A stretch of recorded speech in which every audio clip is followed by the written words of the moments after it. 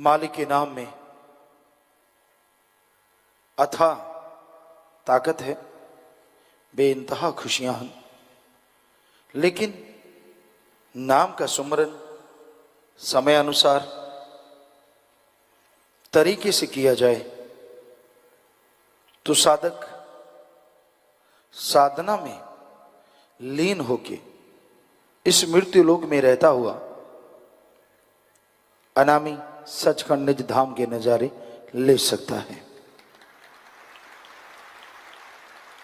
जीते जी उस परमानंद की प्राप्ति कर सकता है। जीते जी दोनों जहां के नजारे ले सकता है। पर यह संभव है इंसान वचनों पे रह के सुमरन करे। सुमरन के बिना कोई ताकत नहीं है जो आपके बिगड़े काम बना दे। सुमरन के बिना कोई शक्ति नहीं है जो आपके गम दुख दर्द चिंताओं को मिटा दे। सुमरन ही एकमात्र उपाय है जिसके द्वारा आप निज धाम के नजारे ले सकते हैं। पहाड़ जैसे पाप कर्मों कंकर में बदल सकते हैं। सुमरन कभी खाली नहीं जाता,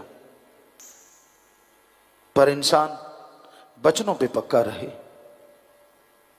आप सुमरन करते हैं, वचनों पे पक्के नहीं हैं, व्यवहार के सच्चे नहीं हैं, तो रहमो करम आता जाता है और चला जाता है।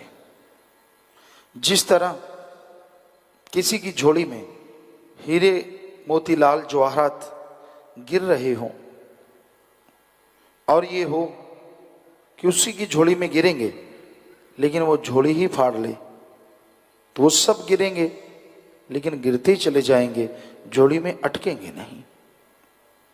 तो इसी तरह जो सेवा करते हैं, जो सुमरन करते हैं, उन्हें वचनों का पक्का रहना चाहिए। वचनों के पक्के रह के आप थोड़ा भी सुमरण कर लेते हैं, सेवा कर लेते हैं, तो आपका भाग्य जरूर बदल सकता है। आप भाग्यशाली बन सकते हैं, बिगड़े काम बन सकते हैं। इसलिए कभी भी ये ना सोचो कि सुमरन काम नहीं करता।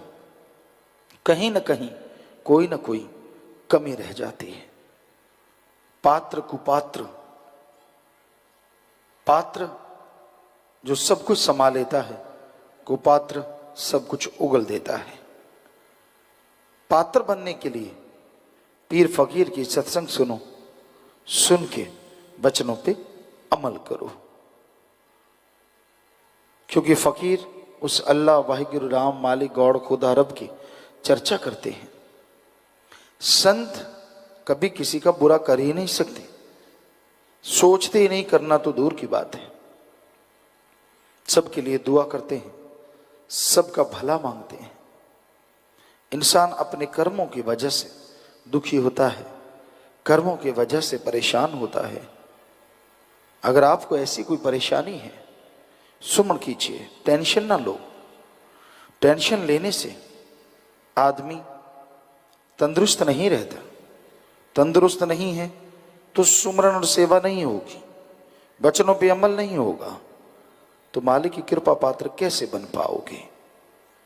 इसलिए आप टेंशन छोड़ के, चिंता छोड़ के भले कर्म करो और प्रभु के नाम का सुमरन करो। उसी से ही आपका आवागमन खत्म होगा, उसी से ही आपके अंदर एक नया जोश मालिक प्राप्ति का होगा और उसी से ही मालिक के नूरी स्वरूप के आपको दर्शन होंगे। इंसान देखता है कि उसके साथ बड़े नज़ारे मिलते हैं, चमत्कार होते हैं, बड़ी खुशियां मिलती हैं। फिर ये कैसे संभव है कि वो खुशियां मालिक की तरफ से रुक जाएं? आपके ऊपर मूसलाधार बरसात होती है, या तो आप छाता ले लेते हैं, या तो फिर आप कमरे में चले जाते हैं, तो बरसात से बचा जाता है। अगर दुनियावी बरसात होती है तो मालिक के रहमो करम की बरसात में काम वासना क्रोध लोभ मोह अहंकार मन माया रूपी छाता है, या फिर काल के घिनौने कर्म है जो कर्मों में आप फंस जाते हैं, इनकी वजह से वो मूसलाधार मालिक के रहमो करम की बरसात से आप वंचित रह जाते हैं। अदरवाइज हो ही नहीं सकता मालिक का रहमो करम आप पे ना बरसे और जन्म जन्म के पाप कर्मों को ना काट दे। तो इसलिए निगाह मारो, अपने अंदर के बुरे ख्यालों को दूर कर डालो, नेगेटिव ना सोचो कभी भी, किसी भी कीमत पे पॉजिटिव रहो, सुमन करते रहो। मालिक साथ देते हैं, देते थे और कई गुना बढ़ के साथ देते रहेंगे। बस अपनी कमियां दूर कर डालो, सुमन भक्ति इबादत में मन को लगाओ, सुमन करो। ज्यों ज्यों सुमन करते जाओगे भावना पवित्र होती जाएगी और मालिक की दया में रहमत आप पे मूसलाधार बरसती हुई महसूस होगी, नजर।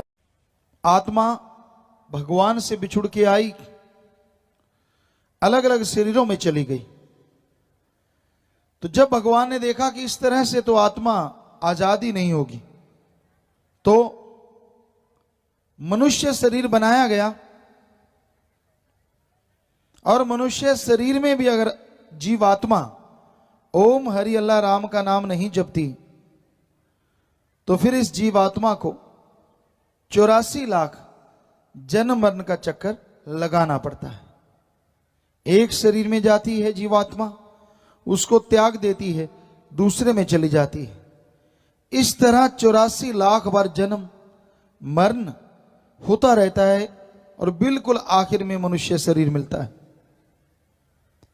और इस शरीर में अगर ईश्वर की भक्ति करे, ओम हरि अल्लाह राम की भक्ति इबादत करे, तो जीवात्मा को मोक्ष मुक्ति संभव है।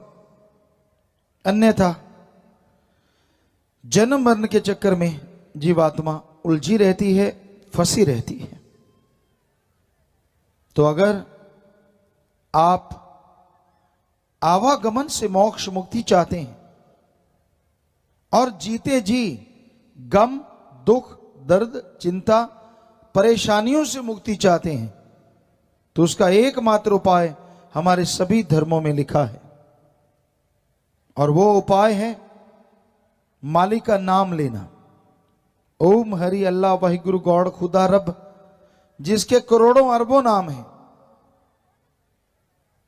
उसके नाम का जाप करना, अभ्यास करना, ताकि आवागमन से मुक्ति मिले और इंसान को वो तमाम खुशियां मिलें जिसकी कभी कल्पना भी ना की हो। तो अगर आप खुशियां लेना चाहते हैं, अगर आप अंदर बाहर हर अच्छे नेक काम में तरक्की हासिल करना चाहते हैं, तो ये बड़ा जरूरी है कि आप प्रभु के नाम का सुमरन करें। कोई ज्यादा टाइम नहीं लगता, 24 घंटे दिन रात में हैं, फिर तो कमाल हो जाए अगर आप घंटा सुबह शाम राम को दे दो। यानी 24 घंटे में से घंटा सुबह और घंटा शाम ओम हरि अल्लाह मालिक को याद करो। फिर भी दुनियावी काम धंधे के लिए आपके पास 22 घंटे बच जाते हैं। कोई कोई होंगे जो नियमानुसार सुबह शाम मालिक का नाम जपते होंगे। 10-15 मिनट सुबह, 10-15 मिनट शाम को, शायद बहुत कम लोग। झूठ बुलवा लो, गपशप मरवा लो, खिला पिला दो, एक दूसरे की चुगली निंदा टांग खिंचाई सारा सारा दिन भी लोग करते रहते हैं, थकते नहीं, ऊबते नहीं। पर भगवान अल्लाह मालिक को याद करना पड़े तो आधे घंटे में यूं लगता है जैसे बहुत बोझ उठा लिया हो। इसी का नाम कलयुग है, बुराई का युग। अभी जो समय चल रहा है ये कलयुग बुराई का युग है। इसमें कोई भी बुरी बातें काम वासना की हो, क्रोध लोभ मोह अहंकार मन माया सब अच्छी लगेंगी, सब में मिर्च मसाला लगेगा, मीठी लगेंगी, लेकिन राम नाम की बात बकबकी लगती है। कहता है इसमें तो कोई मजा ही नहीं है।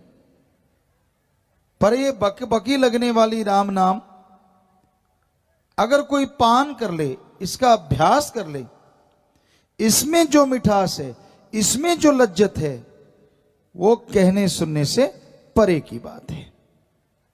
बेहद मीठा है, बेहद नजारे देने वाला है। इंसान कहता मैं गारंटी कैसे दूं? हम आपको गारंटी दे रहे हैं, जो कह रहे हैं वो हमने देखा सदगुरु की कृपा से, और 100% सच है।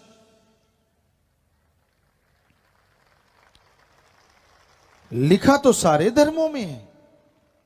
हमारे हिंदू धर्म में लिखा है कि मीठे को तो शहद मीठा है, घी, दूध, मक्खन, मलाई सब मीठे हैं, चीनी, गुड़ सब मीठे हैं। पर हे राम, हे प्रभु, आपके प्यार में, आपके दर्श दीदार में जो मिठास, जो लज्जत, जो स्वाद है, उसके सामने सारे दुनियावी स्वाद, चाहे वो जीभा का स्वाद, चाहे इंद्रियों के भोग विलास का स्वाद, सारे तुच्छ हैं, कुछ भी नहीं। इतना स्वाद है राम नाम में। तो इस्लाम धर्म में फरमाया है